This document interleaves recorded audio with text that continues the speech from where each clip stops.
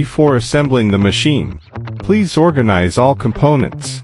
We have prepared all types of fasteners, and each step is accompanied by a diagram of the components for assembly. You can quickly assemble the machine by following the steps below. Step 1.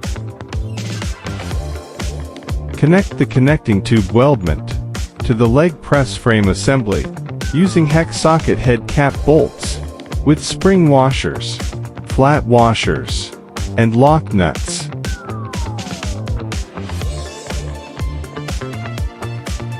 Connect the connecting tube weldment to the gantry assembly using hex socket head cap bolts with spring washers, flat washers, and lock nuts. Connect the rear connecting bent tube weldment to the leg press frame assembly using hex socket head cap bolts with spring washers, flat washers, and lock nuts. Connect the rear connecting bent tube weldment to the gantry assembly using hex socket head cap bolts with spring washers, flat washers, and lock nuts. Once all bolts are aligned with the threaded holes, adjust the machine to level, and then tighten each bolt individually. Step 2. Connect the footplate assembly to the leg press frame assembly using hex socket head cap bolts with spring washers and flat washers, and tighten. Connect the footplate assembly to the gantry assembly using hex socket head cap bolts with spring washers and flat washers, and tighten. Adjust the level and position of the footplate assembly to ensure it is centered relative to the leg press frame assembly. Then tighten all bolts. Step 3. Remove the two sliding wheels from the lower part of the seat back frame assembly. Place the seat back frame assembly without the two sliding wheels onto the guide rods of the leg press frame assembly. Reattach the removed sliding wheels from below to the guide rods using bolts with flat washers, passing through the seat back frame assembly and sliding wheels, securing with flat washers and lightly tightening the nuts. Press the sliding wheels tightly against the guide rods and secure the eccentric lock plates to the wheel plates using hex socket button head bolts, adjusting them to eliminate any gaps between the sliding wheels and guide rods. There should be one eccentric lock plate on each side of a sliding wheel, totaling 4 eccentric lock plates. Step 4. Connect the seat adjustment assembly to the seat back frame assembly using hex socket head cap bolts with spring washers and flat washers, and tighten. Fit the pull pin shaft with a compression spring. Then add a spring end cap and screw it into the threaded hole of the seat adjustment assembly. Use hex socket cap screws with flat washers and lock nuts to secure the seat adjustment handle assembly to the support plate of the seat adjustment assembly. Step 5.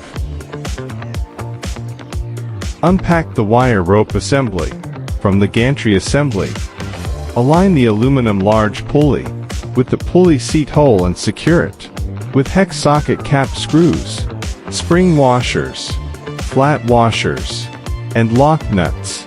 Note: the wire rope must be within the groove of the pulley. Pass the wire rope assembly through the aluminum pulley. Use hex socket head cap bolts with spring washers and flat washers to secure the wire rope head to the seat back frame assembly. Check that the wire rope is within the grooves of all pulleys. Step 6. Attach the seat cushion using hex socket head cap bolts, flat washers, and spring washers, 2 of each, to the outer edge of the fixed plate on the seat back frame assembly. Attach the headrest assembly using hex socket head cap bolts, flat washers, and spring washers, securing it to the back support pipe of the seat back frame assembly. Use hex bolts with flat washers and spring washers, 2 of each, to secure the inner part of the fixed plate On the seat back frame assembly, attach the backrest assembly, using hex socket head cap bolts, flat washers, and spring washers, securing it to the back support pipe of the seat back frame assembly. Monthly. Check all assembly bolts and tighten them again. If the product walls, adjust its position or the height of the foot pads. Weekly. Inspect each rotating part to ensure they move smoothly without noise.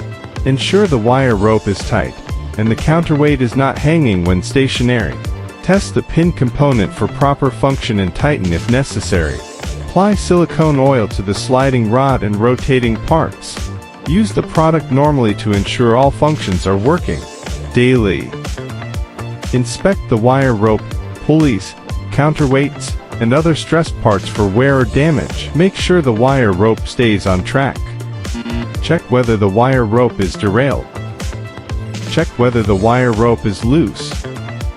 Check the product surface for peeling paint, aging leather, softening, label peeling, or surface damage. Replace as needed.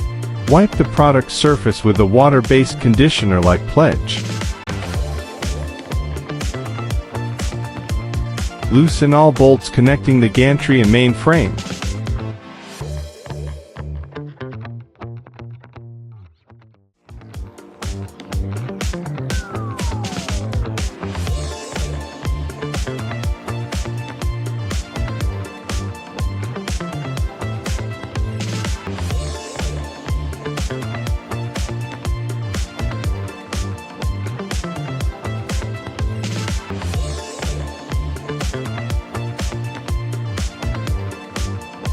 Remove the upper cover. Unscrew the 4M5*15 screws. Disconnect the circuit board wiring. Remove the front and rear panels. Unscrew the 4M6*12 bolts from the upper support plate. Loosen the M8*10 screw on the fixed sleeve of the sliding rod. Remove the fixed sleeve, and then sequentially remove the weight stacks. Unscrew the 4M8 nuts and 4ST4.2*15 screws, securing the left and right covers. Unscrew the 12ST4.2*15 screws. Lift the gantry and replace the lower cover. Secure the lower cover with 12ST4.2*15 screws. Install the left and right covers, then tighten the 4M8 nuts and 4ST4.2*15 screws. Reinstall the fixed sleeve on the sliding rod and secure the sliding rod. Remove the fixed sleeve from the sliding rod and sequentially reinstall. Tighten the M8*10 screw on the fixed sleeve of the sliding rod. Install the upper support plate and tighten the 4M6*12 bolts. Install the front and rear panels, ensuring the panel height aligns with the upper support plate. Tighten the 4M5*15 screws, securing the front and rear panels. Reassemble the circuit board wiring. Reinstall the upper cover. Tighten the bolts connecting the gantry and main frame.